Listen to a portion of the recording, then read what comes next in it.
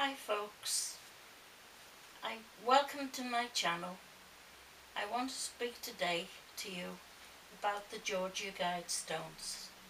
Now, as I am unable, unfortunately, to be able to read, I will ask my son, Phoenix, will he please read what it says on the Georgia Guidestones? No problem, Mum. Phoenix, will you do that for me? No problem at all. I'll give you a brief introduction of what's on the site called radioliberty.com.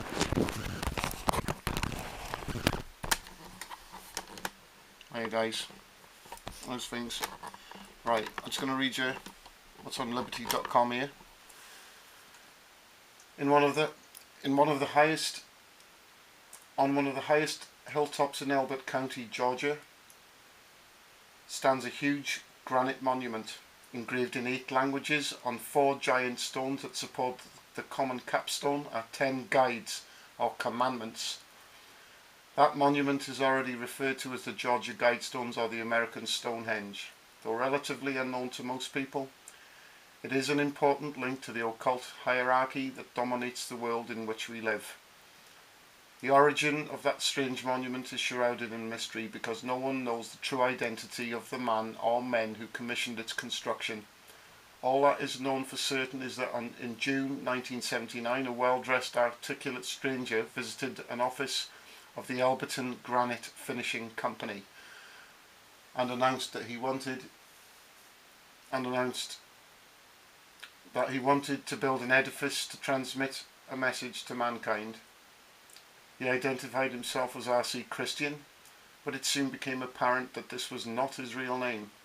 He said that he represented a group of men who wanted to offer direction to humanity, but to date, almost 2 decades later, no one knows who R.C. Christian really was, or the names of those he represented. Several things are apparent. The message engraved on the Georgia Guidestones deals with 4 major fields. 1. Governance and the establishment of a world government. 2. Population and reproduction control. 3. The environment and man's relationship to nature. And 4. Spirituality. In the public library in Elberton, a book was found written by the man who called himself R.C. Christian.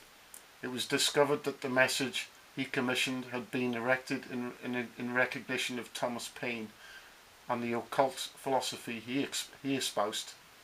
Indeed, the Georgia Guidestones are used for occult ceremonies and mystic celebrations to this very day. Tragically, only one religious leader in the area had the courage to speak out against the American Stonehenge and the Georgia Guidestones, and he has recently relocated his ministry. The message of the Georgia Guidestones: maintain humanity under 500 million in perpetual balance with nature. 2. Guide reproduction wisely, improving fitness and diversity. 3. Unite humanity with a living new language. 4. Rule passion, faith, tradition, and all things with tempered reason. 5. Protect people and nations with fair laws and just courts. 6. Let all nations rule internally, resolving external disputes in a world court. 7. Avoid petty laws and useless officials. 8. Balance personal rights with social duties. 9. Prize truth, beauty, love, seeking harmony with the infinite. 10. Be not a cancer on the earth. Leave room for nature. Leave room for nature. Those are the 10 commandments on the Georgia Guidestones. It goes on to say, limiting the population of the earth to 500 million will require the extermination of 9/10 of the world's people. The American Stonehenge refers to establishing a new world court, foreshadows the current move to create an international criminal court and a world government, a one world government. The Guidestones' emphasis on preserving nature anticipates the environment movement of the 1990s and with the reference to seeking harmony with the infinite reflects the current effort to replace Judeo-Christian beliefs with a new spirituality. The message of the Georgia Guidestones also foreshadowed the current drive for sustainable development. Anytime you hear the phrase sustainable development used, you should immediately substitute the word for socialism to be able to understand what is intended. I'm going to pass you back to my mum now, and she's going to carry on. I'm going to put the camera on her right now. Over to you, Mum. Thank you, Phoenix. No problem. Thank you for your help in doing No that. worries. I'm just sorry that I couldn't read it myself. And my son does have a difficulty too, because he can only see in one eye. So it makes it a little bit difficult for him to read as well. So you can imagine, but firstly, I'd like to say that you have to prove to people sometimes before they'll even listen to you.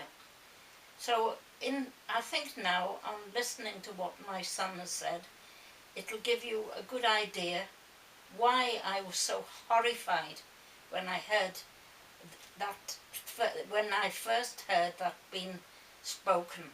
It's some time ago now since I heard it spoken, but all the different things that I've listened to since has made it important to me that I have to get this message out to you, my friends. Some people that know, some people who don't know. So, do you think if they put these stones right in the middle of New York, what do you think people would do then? Because what the Guidestones now can be seen off the road, but cannot see. Just losing you in the camera there, Mum. If you talk to the camera, speak to the camera, please. Sorry, Cheers. I'm sorry about that. Nice one. That's better. People can see. If they had been put This is a in training New video. York, do you think people would? What do you think people would do? Do you think there would be anarchy? Because I think so. Do you think they'd put up with 95%, roughly, of the people being murdered on the earth? I don't think you would.